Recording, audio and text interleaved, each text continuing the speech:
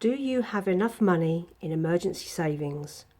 Because I think that the last few years have shown us that the only person who's going to get you out of trouble financially, whether it's your fault or not, is you. I was listening to a podcast the other week. It was Jay Rayner's Out to Lunch, and he was talking to Mark Thomas. And Mark Thomas said that the worst thing about poverty is that it strips people of their power.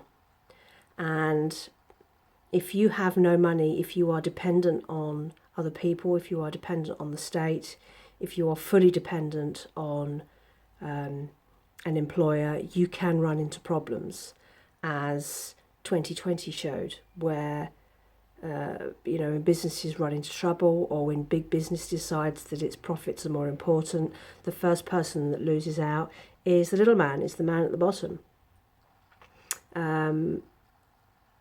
So I wanted to have just chat and say a few things about what I think about this, because I have emergency savings and I feel that I kind of have to. I was reading another article the other day, and they were talking about how much money you actually need in emergency savings, what is going to protect you. I've written some notes, so I'm going to be reading off my laptop screen, which is just below here, so excuse me looking away frequently, because I have a terrible memory retention. So how much you have in emergency savings depends a lot on your circumstances.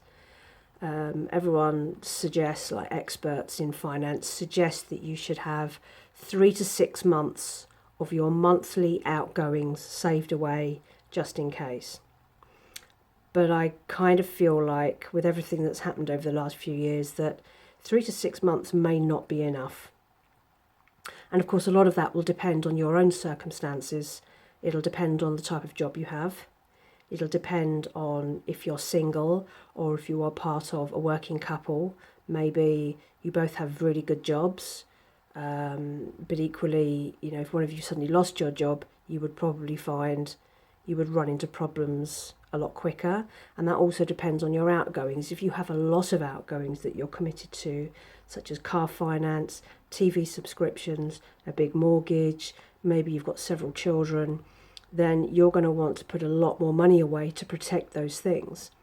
And it also depends on what type of income you have. So you may have one job, and if that goes, you're in trouble. You might be getting your income from several different sources, whereas if you lose one job, the others may pick up the shortfall.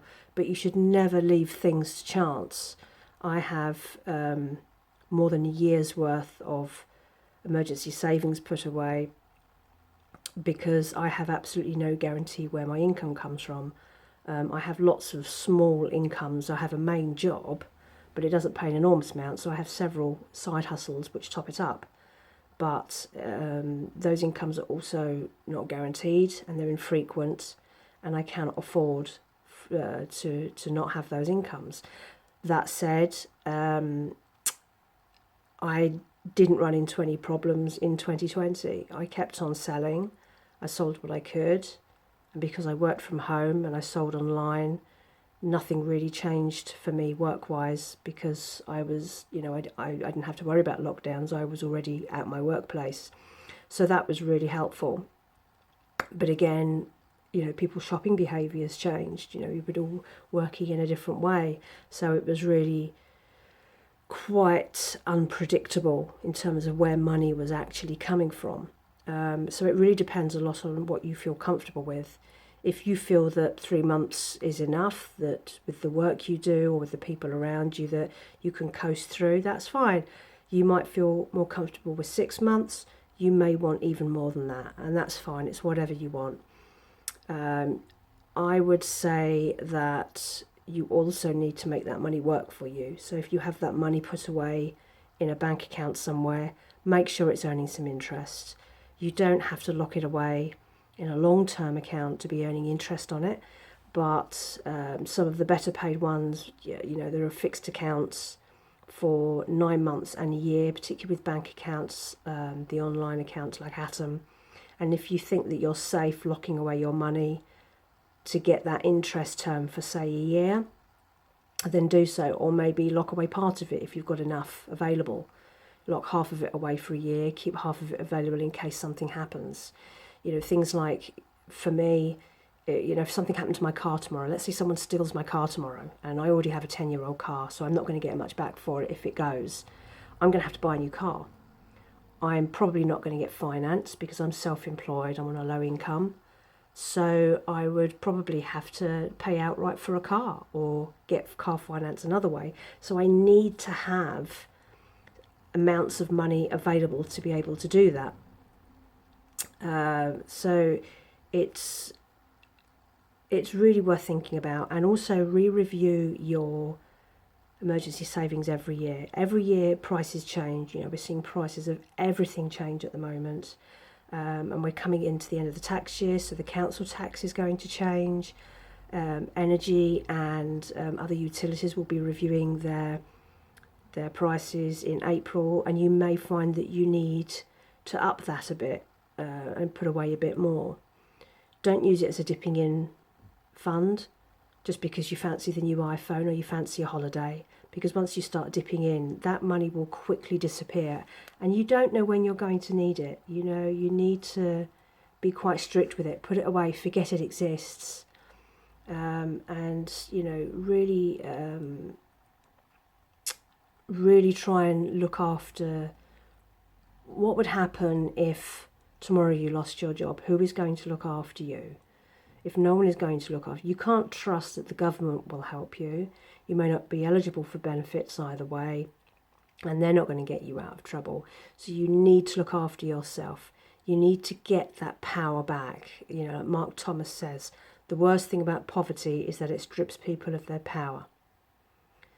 And much as I hate to say it, we do live in a money-driven society. Even if you don't spend a lot, you are still spending on things. You have to put a roof over your head, you have to buy food, you need electricity and water and all those bits and pieces. So we are all governed by money to some length or another, and you really need to make sure that you are looking after, number one, protecting your assets, protecting your peace of mind, your mental health, your wellness, because there are so many people who have lost their homes. There are people now living in their cars because they lost their homes because of everything to do with the pandemic, and nobody's helping them.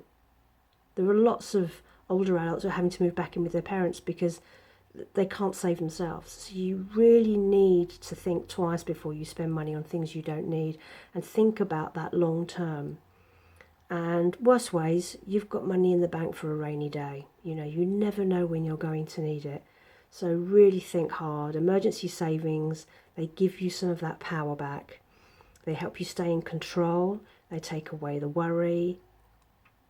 And I think that there are just as many advantages to having emergency savings as having retirement funds.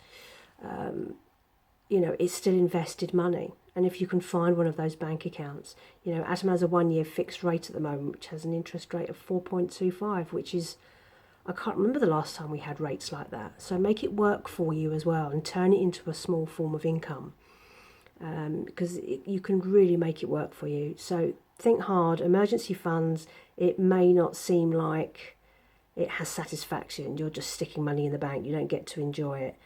But when it comes to the crunch and something happens, you'll be really glad you had it. So worth thinking about. Be serious about it. If you're unsure about what you should be doing, look at a website like Money Saving Expert, which is the kind of the fountain of all knowledge on things financial. And just take a serious look and think about the long term. If we had another pandemic, would you survive it? Think of it like that. That's it from me.